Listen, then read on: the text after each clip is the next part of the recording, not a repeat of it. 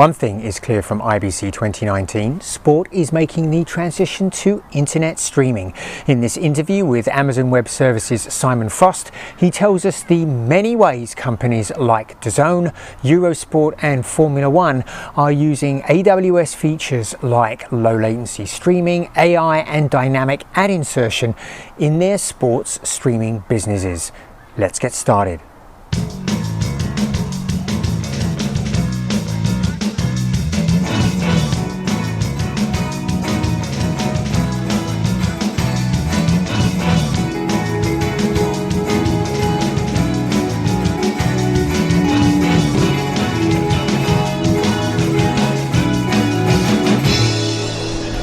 This is Colin Dixon with nScreen Media, and I'm on the AWS booth at IBC talking to Simon Frost, who is head of EMEA Media Marketing.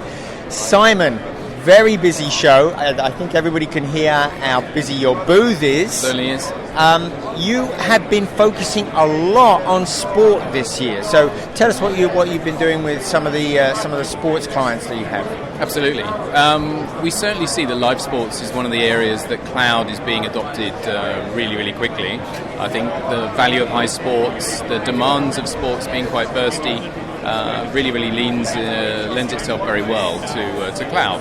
So we have some great examples. So Dixon very recently was talking to us about how they've built their infrastructure, so their live encoding pipeline, their packaging and distribution pipeline using AWS services, such as MediaLive, Media Package, and Amazon CloudFront, which is our CDN.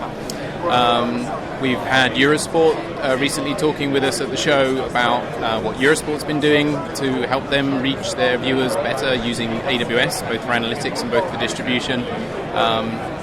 We've got partners we announced recently, so partners such as StreamAMG that's using our machine learning tools to actually do transcribing, so live transcribing of audio tracks into captions so that they can offer sports clubs the ability to improve their leagues and their club videos that they're doing with automated captions. So live sports, loads of examples. I think it really helps, certainly with the cloud. Something we're talking about that IBC seems to be a bit of a buzz around is reducing latency, live streaming latency. Yeah, that's been a big thing. It has, and it's understandable because particularly in sports, people want to find a way to reduce the latency to match broadcast. There are techniques, something called CMAP, so the chunked distribution format, being able to then optimize the encoding pipeline as well, which we can do in our Elemental MediaLive service, our cloud service, to do that, and a little bit of optimization in the player. So we've been showing sub 3 second latencies. I know there's loads of different numbers of latencies being shown around, but I think the top message is the tools are there to now be able to do as good as broadcast, or perhaps better than broadcast, live streaming and OTT. Right. I mean, 3 seconds latency, that's better than satellite. Exactly. Satellite distribution. Okay, so sport is a big theme. Machine learning is also a big theme. You're doing a lot in machine learning. Tell us about that. We are. I mean, as you might imagine, with AWS as the wider organization, having so many tools in the machine learning and AI portfolio, whether that's Amazon Recognition or Transcribe or those types of services. So at IBC, there's really two themes around the machine learning and AI tools that we're talking to the media audience about. One is very much around automation of tasks and automation of techniques, really, that might help give those broadcasters an edge, so help reduce some costs, but really help perhaps find new ways to monetize content. So we have something called the Media to Cloud solution, which is really a blueprint for how you can spin up some cloud resources quite quickly and work with some of our partners to ingest an archive, and on the way into AWS, so getting them off those tapes or getting them off those legacy drives that are sitting around, as you bring them into AWS, use the machine learning tools on top of that to perhaps identify what's in those assets, to build some transcription tracks, perhaps build new language tracks, build new metadata around that. So there's so much extra value that can be mined from that content as that archive comes on board. We recently announced that NASCAR, for example, in the US is moving all of their archive into AWS, so they're going to be doing similar things. And that's petabytes of data, right? Absolutely.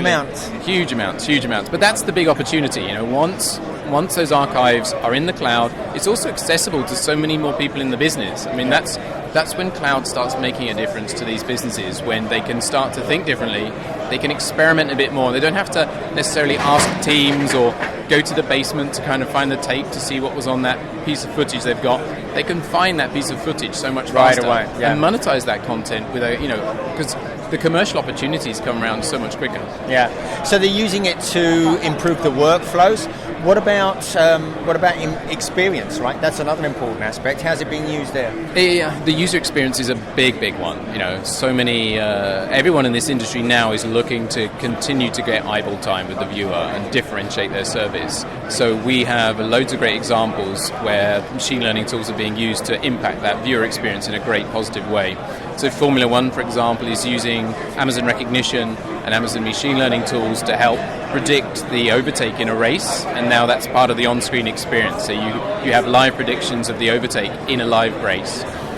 Major League Baseball, the NFL, next-gen stats are being powered by Amazon AI services. So bringing more data into the fan experience, another couple of great examples. So these are just two very simple examples of how it's being used to innovate that end experience. And these are not just experiments, these are production environments, right? Yes, absolutely. I think the experimentation is what works with the viewer, what are they engaged with. I think the point is these tools are now mature enough and they're ready enough that they can be used in live production workflows.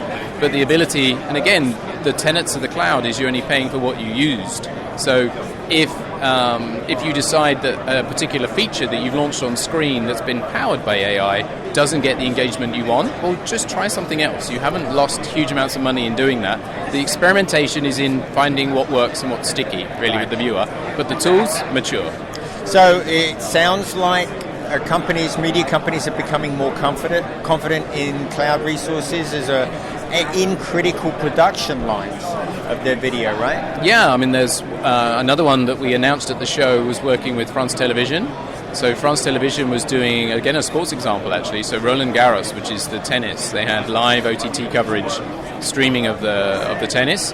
And they've just used Elemental Media Tailor, which is a live cloud service for doing ad insertion at scale in the cloud. So they're now able to do dynamic ad insertion in the live OTT stream when there's quieter parts of the matches, for example. And it's a better viewer experience because those ads are more relevant, they're more personalized, and the ad experience on the OTT stream is better as well.